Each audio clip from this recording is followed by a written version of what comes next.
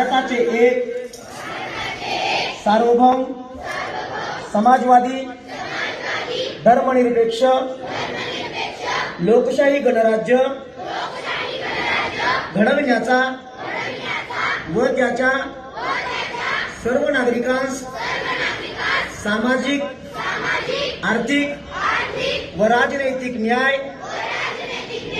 विचार अभिव्यक्ती विश्वास श्रद्धा व उपासना यांचे स्वातंत्र्य दर्जाची व संधीची समानता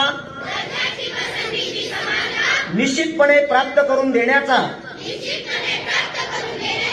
आणि त्या सर्वांमध्ये व्यक्तीची प्रतिष्ठा व राष्ट्राची एकता आणि एकात्मता यांचे आश्वासन देणारी बंधुता प्रवर्धित करण्याचा संकल्पपूर्वक निर्धार करून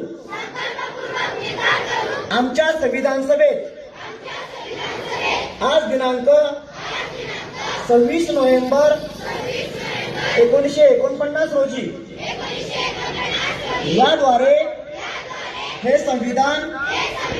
अंगीकृत आणि अधिनियमित करून स्वतःप्रत अर्पण करत आहोत. जय हिंद.